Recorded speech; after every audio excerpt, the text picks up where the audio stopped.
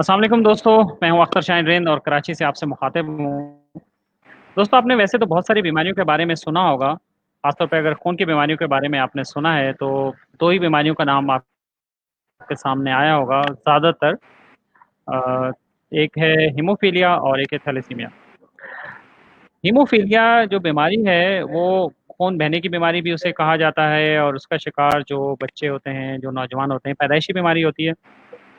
तो उन्हें जब जब भी ब्लीडिंग हो जाए, इंटरनल एक्सटर्नल ब्लीड हो जाए तो उन्हें खून जो है वो खून जमाने वाले जो इंजेक्शन होते हैं वो लगाने पड़ते हैं। आप ये अंदाज़ा लगाएं कि एक तो बीमारी और वैसे ही हमें आप देखें नज़ला ज़ुकाम बुखार खुदा ना खास्ता किसी को भी कुछ हो जाए, सर दर्द हो जाए, पेट में दर्द हो जाए, कुछ हो जाए तो हम कितने परेशान हो जाते हैं और फ़ौरन जो है ना डॉक्टर के पास जाते हैं, रुजू करते हैं और दवा लेते हैं और उसके बाद जाकर हमें सुकून मिलता है। एक ऐसी भी शख्सियत मौजूद है जिनसे मैं अभी आपको मिलाने जा रहा हूँ कि वो खुद तो हीमोफीलिया की बीमारी का शिकार हैं ही हैं, लेकिन आप ये देखें कि अल्लाह ताला ने उन्हें इतनी हिम्मत और क़ुव्वत दी है कि वो अपनी बीमारी से भी परेशान नहीं हैं, ना सिर्फ परेशान नहीं हैं बल्कि उन्होंने एक ऐसा बीड़ा उठाया है जिसकी मिसाल शायद ही कहीं मिलती हो दुनिया में या एटलीस्ट पाकिस्तान में शायद ही उसकी मिसाल मिलती हो। मेरे साथ मौजूद हैं हमारे दोस्त और हमारे भाई राहील अहमद। अस्सलाम वालेकुम राहील भाई। जी अस्सलाम वालेकुम अख्तर भाई, आप कैसे हैं? तबीयत कैसी है आपकी? अल्हम्दुलिल्लाह मैं बिल्कुल ठीक हूँ और आप मुस्कुराते रहा करें, अच्छे लगते हैं। जज़ाकल्लाह, ये आपकी सपोर्ट और ये हौसला अफजाई है और मैं आपका बड़ा मशहूर हूँ कि आपने इस प्लेटफॉर्म पे एक मौका दिया और एक हमारे एक अपॉर्चुनिटी है हमारे लिए कि ये इसी बहाने एक इंट्रोडक्शन भी हो जाएगा हमारी डिजीज़ का जिसकी अवेयरनेस पाकिस्तान में नहीं है। तो आपकी बड़े सेगमेंट जो होते हैं बड़े यूनिक होते हैं, जिस तरह हम जैसे पेशेंट्स को भी आपने प्लेटफॉर्म मुहैया किया हुआ है। हाँ, नहीं, नहीं, बिल्कुल हम इंशाल्लाह काम करते रहेंगे ज़रूर। राहिल भाई मैं सबसे पहले ना आपका तारुफ़ जानना चाहता हूँ कि आप कौन हैं? कहाँ से बिलॉन्ग करते हैं? आपका आबाई इलाका कौन-सा है? किस फैमिली से बिलॉन्ग करते हैं? स्टडी कहाँ-कहाँ की है? क्या तालीम हासिल की आपने? सर भाई, मैं एक मिडिल क्लास से ताल्लुक़ रखता हूँ और मेरा भी इतना ज़्यादा बैकग्राउंड नहीं है और कराची से मेरी पैदाइश है और बी फार्मेसी में कर रहा था। उस दौरान मैं हीमोफीलिया के कुछ ऐसे लोगों से मिला कि जो बुज़ुर्ग थे और वो हीमोफीलिया के ऊपर काम कर रहे थे, पेशेंट थे। तो ड्यूरिंग एजुकेशन में उनके साथ एसोसिएट हुआ और मैंने उनसे सीखा कि एज ए पेशेंट हम अपने लिए क्या कर सकते हैं। तो मेरी लाइफ का जो एक टर्निंग पॉइंट था, तो मुझे जो ट्रीटमेंट मिल रहा था जो कि हमारे माशरे में पाकिस्तान में या हमारे इलाके में हेल्थ का स्ट्रक्चर है वो अब किसी से ढका छुपा नहीं है। जहाँ तक बात ब्लीडिंग डिसऑर्डर्स की है या अमराज खून की है तो हमें वही ट्रीटमेंट मिल रहा है जिस तरह हमें एम्बुलेंसेस मिल रही हैं, एम्बुलेंसेस की सर्विसेज मिल रही हैं। मतलब कि यूनिफॉर्म नहीं है ट्रीटमेंट हमारा, जो कि उसका क्राइटेरिया है उस पर। तो जब इन चीज़ों से मैंने देखा कि इसका इम्पैक्ट हमारी पूरी नेशन पे मुझ पे भी हो रहा है और आइंदा आने वाले दिनों में होगा, तो फिर मेरा ये एक टर्निंग पॉइंट था कि यहाँ आके मैं कुछ काम करूँ। आप यकीन करें कि मैं कॉलेज लाइफ से इस पर एफर्ट्स कर रहा हूँ सारे काम के ऊपर और ज़्यादा कोई अच्छा मेरा बैकग्राउंड नहीं है सिवाय इसके कि मैं 22 से 23 साल की 24 साल की एज से ही इस कॉज के ऊपर आ गया था, कन्वर्ट हो गया। बिल्कुल ठीक है और आपने एजुकेशन कहाँ तक हासिल की है? जी मैं बी फार्मेसी कर रहा था जो कि फिर मैं कॉज में एक्स्ट्रा बिजी हुआ, मैं बी फार्मेसी कंप्लीट नहीं कर पाया। ओके। और राहिल भाई ये बताइए कि आपका कैरियर जो है वो कहाँ से शुरू हुआ है और अब आप कहाँ हैं कैरियर में? फिर हम इस डिज़ीज़ के हवाले से बात करते हैं और सोसाइटी के बारे में बात करते हैं। जी कैरियर तो मैंने आपको बताया है कि एज ए कैरियर वाइज तो मेरा प्रोफेशनल मेडिकल से ही था और मैंने जैसे आपको बताया कि बी फार्मेसी करना चाह रहा था, तो इसके लिए फिर मैंने सिंध जो हमारा है हेल्थ डिपार्टमेंट, इसमें ऑपरेशन थिएटर टेक्नीशियन से या लैब टेक्नीशियन से इसमें आता है। तो मैंने ये किए थे कोर्सेज के साथ साथ बी फार्मेसी से स्टडी कर रहा था। तो फिर हमने एक एसोसिएशन की रखी बुनियाद کہ جو کہ ہمارے ڈیزیز کے حوالے سے تھا. تو کیریئر میرا اپنی طرف چلتا رہا اور میری جاب بھی چلتی رہی اور جو میرا ڈیزیز کا جو ایشو ہے یہ بھی ایک طرف چلتا رہا. اس کی کاز کے اوپر ہمارے کام بھی چلتا رہا. تو مین ٹائم میں نے دونوں چیزوں کو مینیج کیا. پر ایک وقت ایسا آیا کہ جب ہمارے پیشنٹ کی زیادہ نیڈ بڑھ گئی تو مجھے بی فارمیسی سے ہی خیر آباد کرنا پڑا اپنی ایجوکیشن کو اور مجھے پورا فوکس اس پہ کرنا پڑ گیا اور اس کاز کو پھر میں لے کے چلتا رہا. تو یہ بتائیے کہ یہ اس کاز کی شروعات کیسے ہوئی، کہاں سے شروع کیا، کب شروع کیا اور پھر کیسے کیسے ڈیولپمنٹ ہوئی؟ یہ تو ایسی مثالیں جو ہیں بہت کم ملتی ہیں کہ جو افیکٹڈ لوگ ہیں کسی بھی بیماری سے وہ خود ہی کھڑے ہو جائیں اور اپنے لیے خود ہی ایفرٹ کرنا شروع کر دیں. ورنہ عموماً یہ ہم نے دیکھا ہے کہ این جی اوز بنتی ہیں، مختلف لوگ جو ویل آف لوگ ہوتے ہیں یا تھوڑے پیسے والے ہوتے ہیں یا نہیں بھی ہوتے تو ان کے ساتھ پیسے والا گروپ ایک ملتا ہے اور وہ ایک این جی او بناتے ہیں اور پھر کسی ڈیزیز پہ کام کرنا شروع کر دیتے ہیں، اس کے پیشنٹ کو سپورٹ کرنا شروع کر دیتے ہیں. لیکن یہ والی ایگزامپل زیادہ دیکھنے میں نہیں آتی.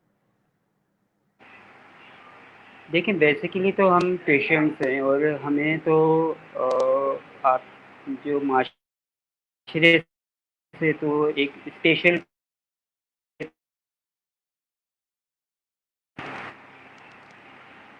ہمیں تو معاشرے میں ایک اسپیشل کیئر اور انوائرمنٹ کی ضرورت تھی اور ٹریٹمنٹ کے حوالے سے بھی.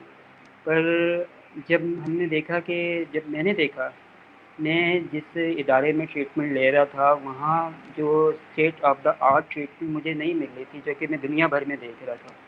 تو یہی معاملہ دوسری طرف بھی تھا اور اس میں ساری بات آ جاتی تھی کہ ان اداروں کی ریسورسز اتنی نہیں تھیں، ان کی ویژن اتنا نہیں تھا کہ جو ہم سمجھتے تھے کہ ہمیں ملنا چاہیے.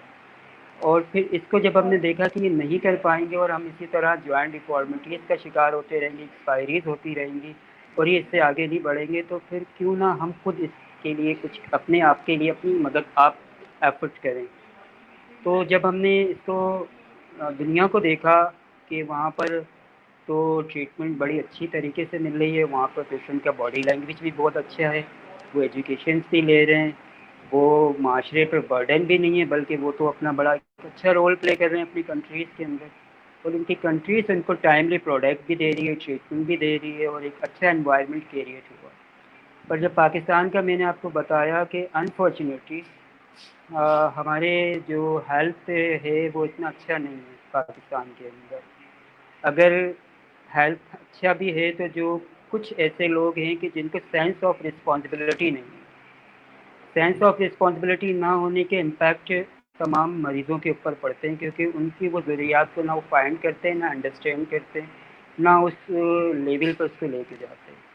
تو ہم نے پھر جب اپنا کام شروع کیا تو ہمارا ایک کانسیپٹ تھا کہ ہم اپنی مدد آپ پیشنٹ اور پیرنٹس ان چیزوں کو موبلائز کرنے کی کوشش کریں کہ جو ہمیں چاہیے، نہ کہ ہم اب اسی پہ ڈیپینڈ کریں کہ جو کہ ہمیں مل رہا ہے. تو اس طرح ہمارے دو سے چار وہ کہتے ہیں نا کارواں لوگ آتے رہے اور کارواں بنتا رہا.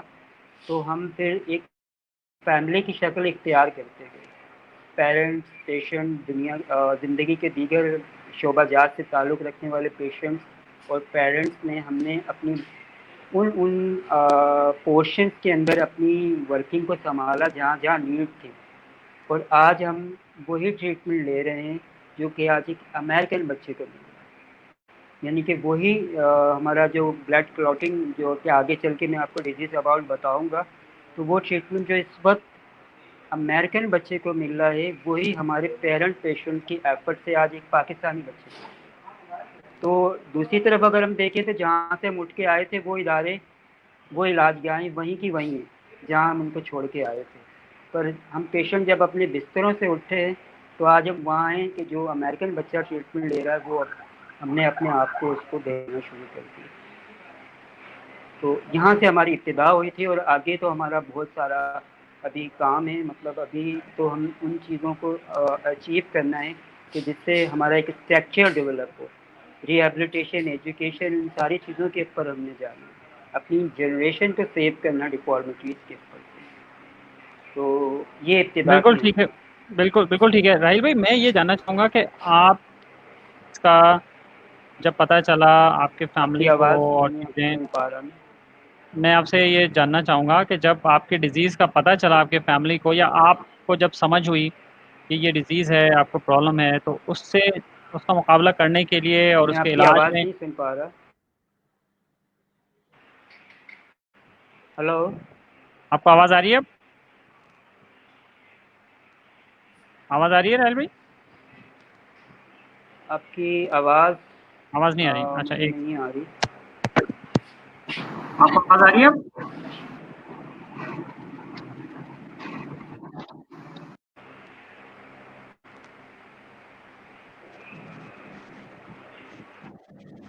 اب آ رہی ہے آواز آپ کو؟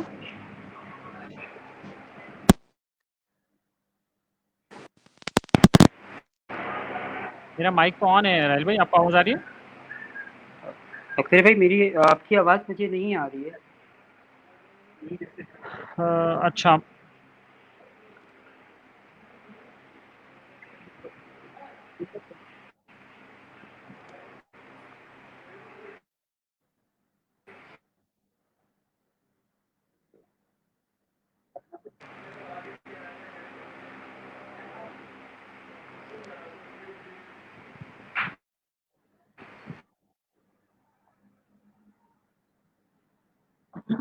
دوستو راہل بھائی ہمارے ساتھ ہیں اور وہ ہمیں ابھی دوبارہ سے جوائن کر لیں گے. ان کا انٹرویو جاری ہے، کنیکٹیویٹی کی وجہ سے ان کا ڈسکنیکٹ ہو گئے ہیں، دوبارہ آ گئے ہیں. میں انہیں ابھی دوبارہ سے کنیکٹ کر دیتا ہوں.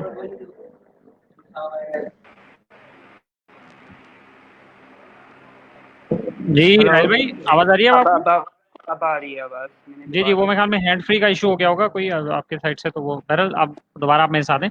میں یہ جاننا چاہ رہا ہوں کہ آپ نے خود اپنی بیماری کے لیے کتنی اسٹرگل کی ہے، کیا اسٹرگل کیا آپ نے خود؟ پہلے اپنا کیس تھوڑا سا بتائیں، اپنی چیزیں شیئر کریں پرسنلی، اور یہ اس بیماری کے حوالے سے بھی بتا دیں کہ بیماری کیا ہوتی ہے، اس میں کیا پرابلم ہوتا ہے. جی بالکل. پہلے میں بیماری سے شروع کروں گا تاکہ انڈرسٹینڈ کرنے میں ایزی ہو کہ میری تو اسٹرگل کس وجہ سے تھی.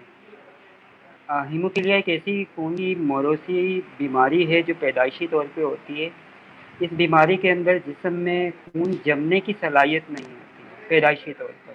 جیسے ایک عام آدمی کو کہیں پہ بھی چوٹ لگتی ہے، کٹ لگتا ہے، تو اس کا بلیڈنگ ہونا اسٹاپ ہو جاتا ہے. تو ہمارے بائی برتھ ہماری جو کلاٹنگ فیکٹر ہے وہ اپنی نارمل رینج میں نہیں ہوتا. تو اس کلاٹنگ فیکٹر کی نارمل رینج میں نہیں ہونے کی وجہ سے ہماری بلیڈنگ مسلسل جاری رہتی ہے، چاہے وہ ایکسٹرنل ہو چاہے وہ انٹرنل ہو. تو اس کلاٹنگ فیکٹر کو جیسے اللہ تعالیٰ نے ہمارے جسم کو نا کیمسٹری کی طرح بنایا ہے. تو ہماری جسم میں 13 اجزاء ہوتے ہیں جو کہ مل کر کلاٹنگ سسٹم بناتے ہیں. تو اس 13 اجزاء میں سے جو 8واں اجزاء ہے وہ ہم میں پیدائشی طور پہ نہیں ہوتا. جب وہ نہیں ہوتا ہے تو آپ کی طرح نارمل ہمارا بلڈ نہیں اسٹاپ ہوتا. آپ لوگ جیسے زیادہ دیر چل لیتے ہیں تو آپ کو بلیڈ نہیں ہوتا، ہمارے بلیڈ ہو جاتا ہے جوائنٹس کے اندر. آپ لوگ شیو کرتے ہیں، کٹ لگتا ہے، بلیڈنگ اسٹاپ ہو جاتی ہے، ہماری نہیں ہوتی ہے. آپ کو پیپر کٹ فنگر پہ لگتا ہے اور آپ کا بلڈ اسٹاپ ہو جاتا ہے. تو ہمیں اگر پیپر کٹ بھی لگ جائے فنگر پہ تو وہ بھی اسٹاپ نہیں ہوتا. اب اس کے لیے ہوتا یہ ہے کہ یہاں تو آپ لوگ جو بلڈ ڈونیٹ کرتے ہیں اس سے جو پلازما ہے اس میں وہ کلاٹنگ فیکٹر ہوتے ہیں، اور اس وقت بلیڈنگ ہو رہی ہے اور ہمیں وہ پلازما لگے تو وہ بند ہو. یہاں state of the art treatment وہ فیکٹر انجیکشن کی شکل میں موجود ہے ڈرائی پاؤڈر فارم کے اندر. وہ اتنے ہائی کاسٹ ہیں کہ پاکستان میں اویلیبل نہیں ہے.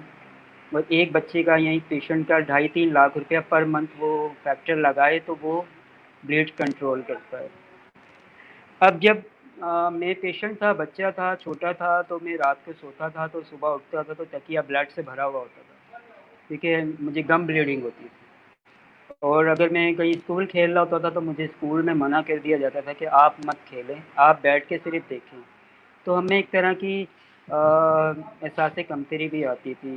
سوشل سائیکو ایشوز بھی ہمیں رہتے تھے، فیملی کے اندر بھی، اسکول میں بھی، دیگر شعبہ جات میں بھی ہمیں الگ کر دیا جاتا تھا کہ آپ کو چوٹ لگ گئی تو بلڈ اسٹاپ نہیں ہوتا. آئے دن ہفتے میں 2-4 دفعہ ہمیں جوائنٹس کے اندر انٹرنل بلیڈ ہوتی تھی. کوئی ڈیکس لگ گئی، کوئی زیادہ دیر چل رہی ہے تو جوائنٹ بلیڈ کر گئی. اور وہ جب تک بلیڈ اسٹاپ نہیں ہوتی تھی جب تک ہمیں وہ پلازما یا وہ انجیکشن نہ لگ جائے. اب پرابلم جو یہ کہ تو یہ تھا کہ ایک تو جتنی کمپلیکیٹڈ یہ ڈیزیز ہے اتنی کمپلیکیٹڈ اس کا ٹریٹمنٹ بھی تھا. تو میرے پیرنٹس لے کے مجھے دیگر اداروں میں جاتے رہتے تھے اور ٹریٹمنٹ کے، کیونکہ اتنا زیادہ اس وقت اویلیبل نہیں تھا، تو وہ ریکویسٹیں بھی کرتے تھے اور ادارے ان کو بعض ٹائم پہ ان کی تذلیل بھی کرتے تھے۔ تو ایک وقت جب میرا لائف کا ایسا آیا کہ مجھے اپنی جب ہمیں تکلیف ہوتی ہے نا، آپ کو میں ایک بتاؤں کہ جب ہمیں بلیڈنگ ہوتی ہے جس میں کسی حصے میں جوائنٹس میں بھی کہیں پہ بھی یا نیل پڑ جاتا ہے، سوجن آ جاتی ہے، اس کی تکلیف کی شدت ایسی ہوتی ہے جیسے آپ کسی انسان کے بیک وقت 2-4 ہڈیاں توڑ دیں، کیونکہ جو بلڈ ہوتا ہے وہ مسلس کے اندر اپنی جگہ بنا رہا ہوتا ہے اور اس کو جگہ نہیں مل رہی ہوتی ہے، بلیڈ اندر انٹرنل شروع ہو جاتی ہے۔ تو ہم کئی رات جاگتے تھے اور صبح کی سفیدی ہماری آنکھوں کے سامنے ہوتی تھی، ہمیں نیند نہیں آتی تھی۔ تو ہمارے پیرنٹس لے کے جاتے تھے جن علاج گاہوں پر، وہاں ان کی پیسوں کی بھی ڈیمانڈ ہوتی تھی اور بہت ساری ایسے ایشوز ہوتے تھے۔ تو مجھے پھر ایک طرح کی شرمندگی آنے لگ گئی کہ میری وجہ سے میرے پیرنٹس کو دیگر اداروں میں جا کے اس طرح کی تذلیل کا سامنا کرنا پڑتا ہے، تو کیوں نہ میں خود کروں کچھ اپنے لیے۔ تو مجھے اس وقت وہ تذلیل ان کے چہرے پر جو اداروں میں ملتی تھی وہ مجھے اپنی تکلیف سے زیادہ فیل ہوتی تھی۔ تو میں نے پھر یہ سوچا کہ میں اپنی بیماری کے لیے خود کچھ نہ کچھ کروں گا اور اپنے پیرنٹس کو اب میں ڈسٹرب نہیں کروں گا۔ تو پھر یہاں سے وہ آغاز ہوا میری ایک سوچ کا، اور مجھے میرے مائنڈ کے لوگ بھی ملے جو کہ وہ بھی نہیں چاہتے تھے کہ وہ مختلف اداروں میں اپنے پیرنٹس کے ان کی تذلیل ہو، کیونکہ علاج اتنا نایاب اور مہنگا تھا کہ پیرنٹس کیا کریں گے، وہ کہاں سے لائیں گے اتنا پیسہ، اور ہم تو آئے دن بلیڈ ہوتی رہتی تھی اور ہم تکلیف نہیں رہتے تھے، وہ اٹھا کے لے کے بھاگتے رہتے تھے ہمیں۔ تو پھر جب وہ ٹائم آیا کہ جب مجھے احساس ہوا کہ مجھے خود کچھ کرنا چاہیے، تو میں اپنے جیسے لوگوں کے ساتھ ملا، اور دوسرا جب ہمارے پاس آپشن آیا کہ ہم اپنا علاج کے لیے کیا کر سکتے ہیں، ہمارے پاس تو پیسہ بھی نہیں ہے، تو ہم نے پھر 2 آپشن تھے، ہم ریلیشنز کے اوپر ان کائنڈ کام کریں یا فنڈ ریزنگ کے اوپر کام کریں۔ فنڈ ریزنگ کے اوپر ہم کام نہیں کر سکتے تھے کیونکہ ہماری جو ڈیزیز ہے اس کی اویئرنیس نہیں تھی آپ کو یا کسی کو بھی، تو اگر ہم کسی کو جا کے کہتے بھی کہ ہمیں سپورٹ کرو تو وہ ہمیں جانتا ہی نہیں ہے۔ تو اس سے بہتر ہم نے یہ سوچا کہ ہم اپنی مدد آپ چیزوں کو موبیلائز کریں گے۔ تو وہ دن اور آج کا دن ہے، ہم نے ریلیشنز کے اوپر کام کیا، فنڈنگ کے اوپر نہیں کیا، اور فیملیز در فیملیز جمع ہو کے ہم ایک فیملی بن گئے۔ اس وقت ہم 900 فیملیز پر مشتمل 1100 پیشنٹس ہیں اور اپنی مدد آپ کام کر رہے ہیں۔ عالمی ادارہ ہیموفیلیا نے ہماری سروسز کو اکنالج کیا ہے اور انہوں نے ہمیں ایز اے ہیومنٹیرین ایڈ وہ مہنگے ترین انجیکشن سپلائی شروع کر دی ہے۔ یہاں کے کچھ اچھے ادارے ہیں انہوں نے ہمیں اپریشیٹ کیا اور سپورٹ کے اندر کھڑے ہو گئے، جیسے انڈس ہاسپٹل ہے، حسینی بلڈ بینک ہے، NIBD ہے، تو انہوں نے ہمیں سپورٹ کیا۔ اور وداؤٹ، لوگ کہتے ہیں معجزہ نہیں ہوتا، اکثر بھائی معجزے کی بہت ساری شکلز ہوتی ہیں، اللہ تعالیٰ معجزے آج بھی دکھا رہا ہے۔ ہیموفیلیا ویلفیئر سوسائٹی ایک معجزہ ہے کہ نہ اس کو گورنمنٹ گرانٹ ملتی ہے، نہ اس کو پبلک لائن میں کھڑے ہو کے فطرے زکوٰۃ دیتی ہے، پر یہاں پر 900 پیشنٹس کو امریکن علاج مل رہا فری آف کاسٹ، تو یہ معجزہ نہیں تو کیا ہے؟ تو اس میں اکیلا نہیں، صحیح میرے کہہ رہے جیسے اور بھی پیشنٹس ہیں اور پیرنٹس ہیں، ینگ لڑکے لڑکیاں ہیں جن کو یہ بلیڈنگ ڈس آرڈر ہے، وہ ہم کام کر رہے ہیں، ہم جاب بھی کرتے ہیں، ایجوکیشن بھی لے رہے ہیں، سب جاب بھی اپنی کرتے ہیں اور ایز اے والنٹیئر اس کو رن کرتے ہیں۔ یہ تھوڑا سا ہمارا ایک انٹروڈکشن ہے۔ بالکل صحیح ہے۔ اور رحیل بھائی یہ بتائیے کہ اب آپ کی ان کوششوں کے بعد سوسائٹی بن گئی، آپ نے کوششیں شروع کر دیں، پھر یہ ٹریٹمنٹ سینٹر کیسے بنا، یہ نوبت کیسے آئی، اور کون کون سے ادارے ایسے ہیں جو اس وقت آپ کے ساتھ تعاون کر رہے ہیں، اور سرکار کی طرف سے کیا رسپانس رہتا ہے؟ لیکن جو ٹریٹمنٹ سینٹر ہے نا تو وہ ہمارے لیے ایک لائف لائن کی حیثیت رکھتا تھا۔ تو شروع میں جب ہمارے پاس ٹریٹمنٹ سینٹر نہیں تھا جو کہ اب ہے، تو ہمیں مختلف اداروں میں جانا پڑتا تھا اپنی پروڈکٹ ارینج کر کے کہ آپ ہمیں ٹرانسمیشن دے دیں اور ہمیں سروسز دے دیں ڈاکٹر کی، پیرامیڈیکل کی۔ تو اس پہ کیا ہوتا تھا کہ ہمارے پیرنٹس کے اوپر یا پیشنٹ کے اوپر ایک فائنینشیل برڈن آ جاتا تھا کہ وہ جا کے ڈاکٹر کی کنسلٹیسی فیس بھی دیتے تھے اور سروسز بھی دیتے تھے۔ اس میں حسینی بلڈ بینک نے تو ہمیں ہمارے ساتھ سپورٹ کیا اور انہوں نے تھیلیسیمیا سینٹر کے اندر ہمیں ایک پورشن دیا انہوں نے کہا کہ ہمارے ڈاکٹرس ہیں، یہ ٹائم ہے، آپ اپنی پروڈکٹ لے آئیں، ہمارے ڈاکٹر چیک اپ کر لیں گے اور وہ آپ کو لگا دیں گے، اور ان کی اسپیسیفک ٹائم پر اور چیزوں کے اوپر ہم اپنے پیشنٹ کو وہاں پہ ہینڈل کرنے لگے۔ اب کیونکہ آئے دن پیشنٹس بڑھتے گئے اور ہماری بلیڈ کا کوئی ٹائم نہیں ہے کہ 9 to 5 میں اس کو ہم ہینڈل کریں، کیونکہ بلیڈ کسی بھی وقت ہو سکتی ہے، تو ہمیں پھر شام میں یا کسی بھی ٹائم ہوتی تھی، تو ہم نے سوچا کہ کیوں نہ ہم اپنا بھی ٹریٹمنٹ سینٹر ساتھ ساتھ شروع کریں۔ تو کسی پیشنٹ نے بیڈ دے دیا، کسی پیشنٹ نے بلڈ اسٹینڈ دے دیا، کسی نے فریج دے دیے، کسی نے کچھ، اور اس طرح ہم نے اپنی ریسورسز اور چیزوں کو جو ایک ٹریٹمنٹ سینٹر کی چاہیے وہ ہم نے ارینج کری۔ ہم نے اس کو رجسٹرڈ کروایا سندھ ہیلتھ کمیشن اتھارٹی سے۔ یہاں پر ڈاکٹر کا جب مسئلہ آیا کہ ہمیں جو ڈاکٹر چاہیے، تو ہم پیرنٹ پیشنٹ میں سے کچھ لوگوں نے یہ ذمہ داری لی کہ وہ ڈاکٹر کی سیلری ارینج کریں گے، کچھ نے ذمہ داری لی کہ وہ پیرامیڈیکل جو ہم نے اسٹاف نرس رکھی اس کی سیلری ارینج کریں گے، کچھ نے ذمہ داری کری کہ جو بلڈ ٹرانسفیوژن سیٹ لگتے ہیں، بٹر فلائی لگتی ہیں، سنی پلاس لگتے ہیں، اس کی کریں گے، کچھ نے ذمہ داری لی کہ ہم اس کے یوٹیلیٹی بلز پورے کریں گے۔ تو اس طرح ہم نے اپنا ٹریٹمنٹ سینٹر آہستہ آہستہ اسٹیبلش کرنا شروع کیا۔ میڈیکل ایکسپرٹیز کے اندر لوگوں نے جب دیکھا، تو جیسے ڈاکٹر منیرہ برہانی ہیں، ایسوسیٹ ہیماٹولوجسٹ ہیں، ان کا نام ہے، انہوں نے ہماری سروسز دیکھی، تو انہوں نے اپنی سروسز ہم نے ڈیڈیکیٹ کی والنٹری۔ اسی طرح کچھ آرتھوپیڈک ڈاکٹر ہیں، ڈاکٹر شوکت ہیں، وہ سینئر سرجن ہیں، انہوں نے جب ہماری سروسز دیکھی تو انہوں نے اپنا ٹائم ڈیڈیکیٹ کیا والنٹری، فزیوتھراپسٹ نے بھی کیا، تو ہماری ایک میڈیکل ایکسپرٹیز کی ٹیم جنریٹ ہو گئی جو کہ ایز اے والنٹیئر ہو گئی، تو ہمیں وہ سروسز اس ٹریٹمنٹ سینٹر پہ ملنا شروع ہو گئی۔ ڈینٹل سرجن ڈاکٹر کریم نے ہمیں جوائن کیا اور انہوں نے اپنی فری آف کاسٹ سروسز ہمیں دی۔ اب یہ سروسز رہ گئیں، اب ہم آ جاتے ہیں کہ جو رسپانسبلٹی اسٹیٹ کی، انفارچونیٹلی اس کے مرض کے اعداد و شمار اس طرح ہیں کہ ہر 5,000 میں سے پاکستان میں ایک پیشنٹ، ایک فرد اس بلیڈنگ ڈس آرڈر ہیموفیلیا فیکٹر 8 کا سے متاثرہ ہو کے پیدا ہوتا ہے۔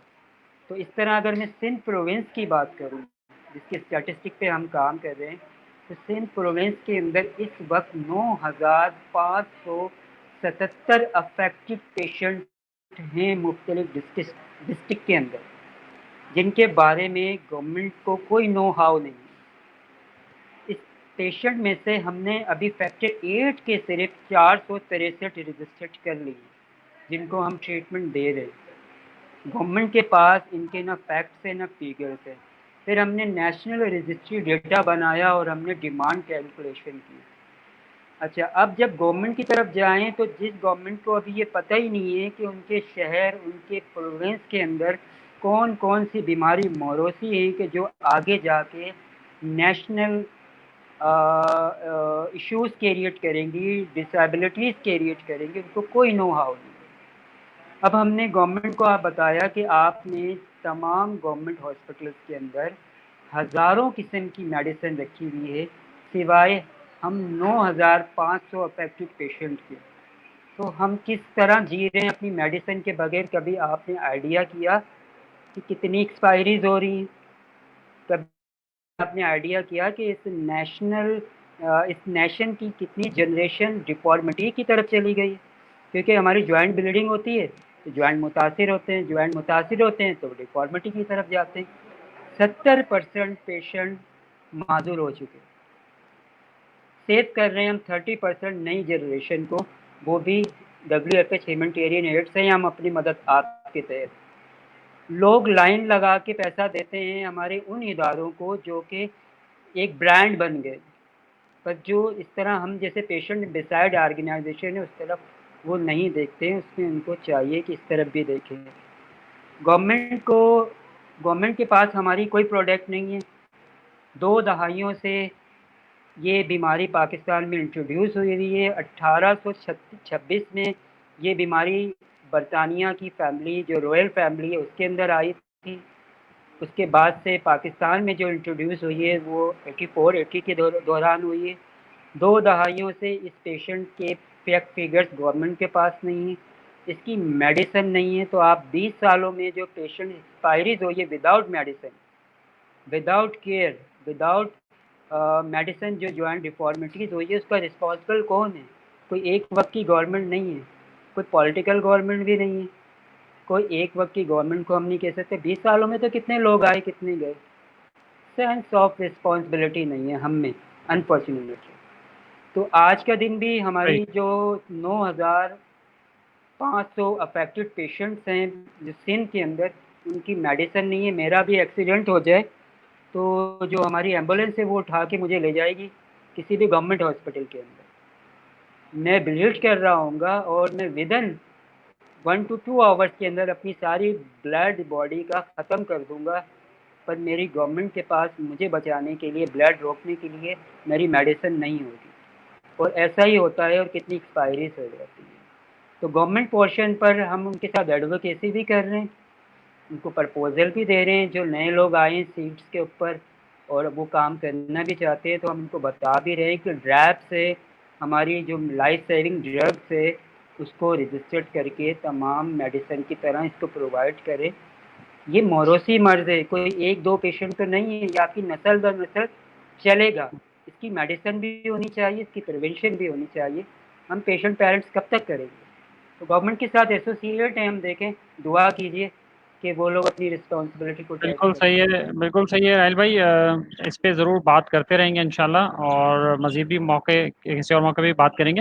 میں یہ جاننا چاہتا ہوں آپ سے، دیکھیں آپ ماشاءاللہ ایک رول ماڈل ہیں ایسے بہت سارے لوگوں کے لیے جو مختلف شعبوں میں کام کر رہے ہیں، اور اس طرح سے جنہوں نے بیڑا اٹھایا ہے اور اپنی مدد آپ کے تحت آپ اتنا بڑا کام کر رہے ہیں. لوگ تو 5,000 10,000 کی کسی کی ہیلپ کرنی ہو تو بڑا مشکل ہو جاتا ہے، اس کو لالے پڑ جاتے ہیں. اور آپ تو اتنے مہنگے مہنگے انجیکشن آپ ارینج کروا رہے ہیں، خود کرتے ہیں، مل جل کے کرتے ہیں.